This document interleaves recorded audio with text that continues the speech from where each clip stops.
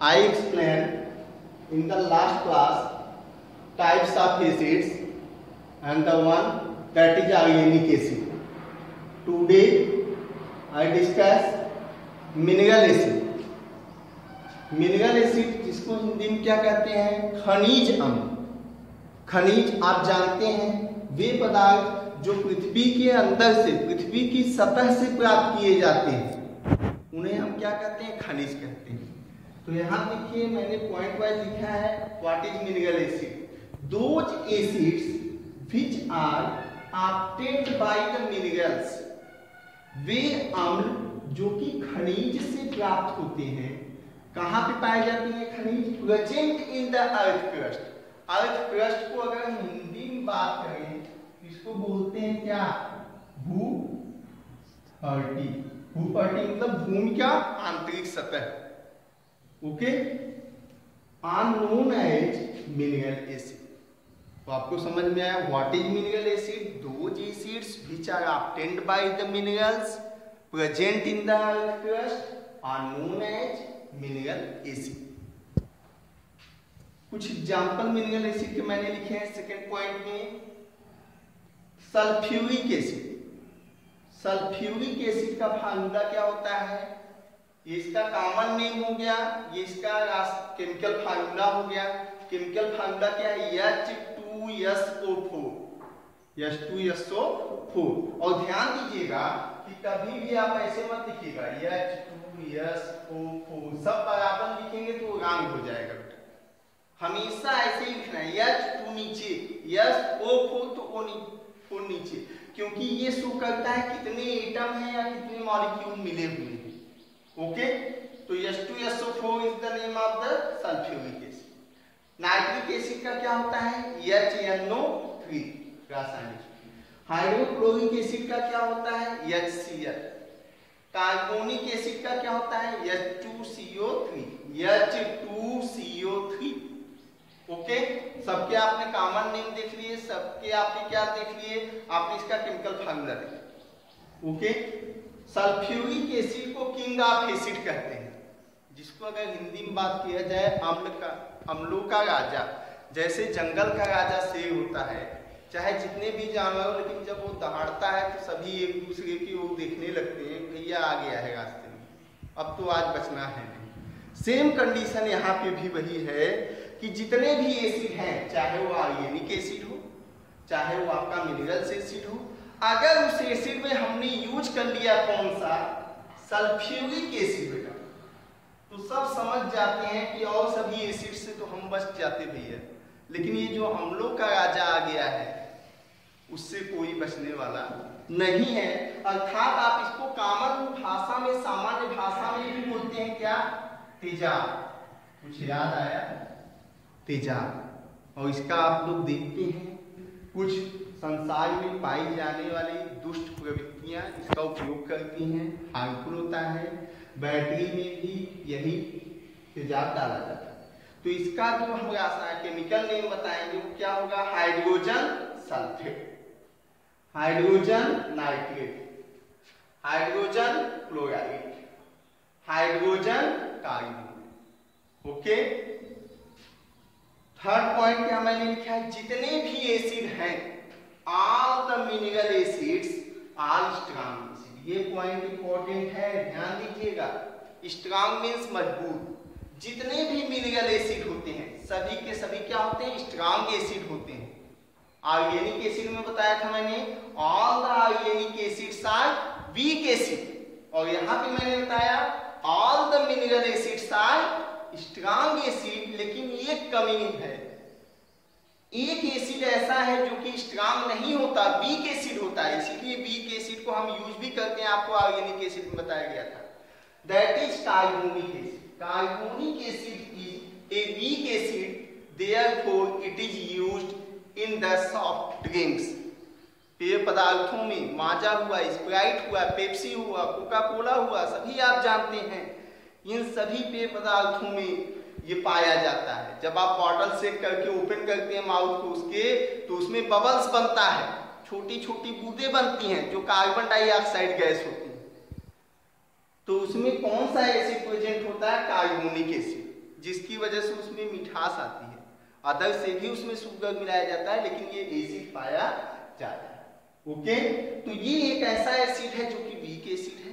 बाकी जितने mineral acid हैं, चाहे वो सल्फ्यूरिक एसिड हो बेटा, चाहे नाइट्रिक एसिड हो, चाहे वो हाइड्रोक्लोरिक एसिड हो, सभी के सभी कैसे एसिड होते हैं, स्ट्रांग होते हैं। अब जो स्ट्रांग एसिड हैं, अगर हम इनको यूज करेंगे तो हमारे बॉडी के लिए क्या होंगे, हार्मफुल होंगे। इसीलिए लैब में इनको हमें बहुत सावधानी से यूज करना होता है, नहीं तो कभी कभी आग लग जाती है। तो यहाँ देखिए फोर्थ पॉइंट मैंने लिखा, these acids are corrosive in nature. Corrosive in nature बहुत जल्दी मतलब आग पकड़ लेता है। कहीं भी गिरा देंगे, फर्श पे गिरा देंगे आप बैटरी का, तो यही निकालिए सल्फ्यूरिक एसिड गिरा दीजिए फर्श पे, देखिए कुछ समय बाद वहां का कलर गायब हो जाएगा, कपड़े गिर जाता है, देखिए कट जाता है। तो इसीलिए these acids are corrosive in nature and burns our skin.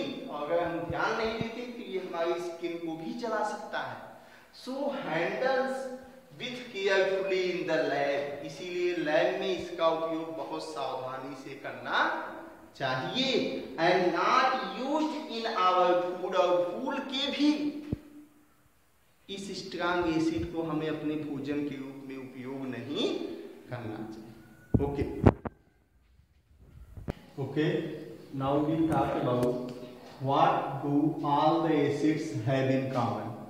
कि सभी एसिड में क्या कॉमन होता है, सभी एसिड में कौन सा ऐसा गुण है जो सभी एसिड में कॉमनली पाया जाता है। तो what do all the acids have in common, चाहे वो आयोनिक एसिड हो चाहे वो मिनरल एसिड हो, उनमें क्या कॉमन होता है। तो देखिए यहाँ पे मैंने लिखा है, acids on dissolving water produces H+ ions. Acids water में डिसॉल्व करने पे क्या प्रोड्यूस करते हैं, हाइड्रोजन आयन, जिसको क्या बोला जाता है, H+ ion. And these H+ ions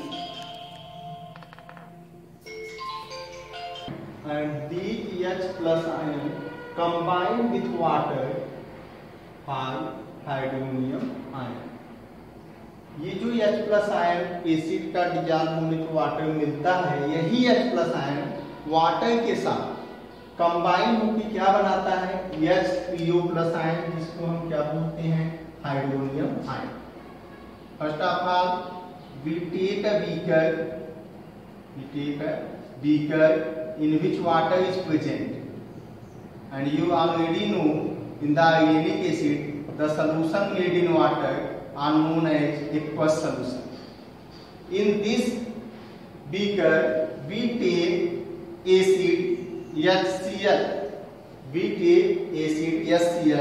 When this HCl dissolves in water, HCl breaks into H+ plus Cl minus, means यह एसिड जब हमने वाटर में ऐड किया तो ये H+ बनाया, हाइड्रोजन आयन में टूट गया और क्लोराइड आयन में टूट गया।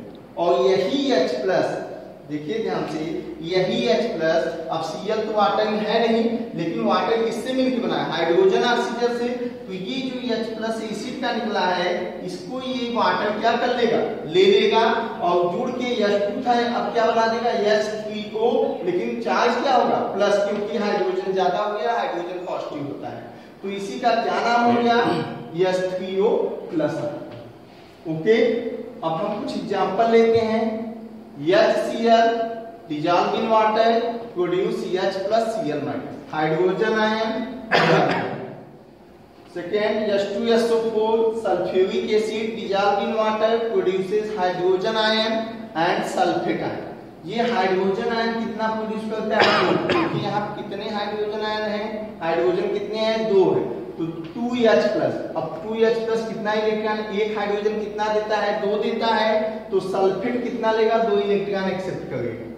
अब देखिए HNO3 नाइट्रिक एसिड, ये भी H+ और NO3 माइनस, एक हाइड्रोजन तो एक ही डोनेट करेगा, इसलिए चार्ज कितना है, माइनस। और ये तीनों मैंने अभी आपको पढ़ाया था, कौन से एसिड होते हैं, मिनरल एसिड, क्योंकि ये अर्थ क्रस्ट से ऑब्टेन किए जाते हैं। अब देखिए नीचे मैंने तीनों का एक लिख दिया, सभी से क्या कॉमन हमें मिल रहा है, देखिए यहाँ पे अगर हम बात करें सभी में एक ही कॉमन है, दैट इज H+। अगर हम यहाँ देखें तो सभी में हमें क्या कॉमन मिल रहा है, H+। चाहे HCl हो H+ दे रहा है, H2SO4 है वो भी H+ दे रहा है, HNO3 है ये भी H+ दे रहा है। ओके, अब यही H+ जब बीकर में डिजॉल्व है, सभी एसिड बीकर में डिजॉल्व है 1 by 1, पहले मैंने HCl ऐड किया, फिर मैंने दूसरे बीकर में H2SO4 ऐड किया, थर्ड वाले में क्या लिया ऐड किया HNO3, तो सभी में H+ मिला और सभी H+ अलग अलग वाटर से कंबाइन होकर क्या बना रहे हैं, हाइड्रोनियम है। तो that is one thing is clear, first of all the acids have H+ ions. जैसे आप कहते हैं सभी एसिड स्वाद में क्या होते हैं, खट्टे होते हैं, वैसे ही सभी एसिड में, सभी अम्ल में एक ही कॉमन होता है, वह हाइड्रोजन आयन सभी में पाया जाता है। और जब हाइड्रोजन आयन है दिया तो एसिड को हम किस में घोलते हैं, जल में घोलते हैं। हम चीनी पानी का शरबत बनाते हैं, हम दही का शरबत बनाते हैं, हम नींबू का शरबत बनाते हैं, सबके लिए पानी ही लेते हैं। दूध तो हम ज्यादा लेते नहीं हैं, हम पानी ही ज्यादा लेते हैं। तो यहाँ पे भी सभी अम्लों को हम किसमें मिला रहे हैं, जल में। तो जल क्या है, H2O, और वही जल सभी अम्ल के पास H है, तो H उस H2O से जुड़ गया और क्या बना दिया, H3O। तो एक चीज याद रखिए कि जब अम्ल में H होगा, H+ आयन होगा, तो उस अम्ल में हाइड्रोनियम आयन भी पाया जाएगा। ओके, आइए कुछ अलग चीजें हम देखते हैं। अब ये किसने बताया कि acid dissolve in water produces H+ ion और H3O+ आयन।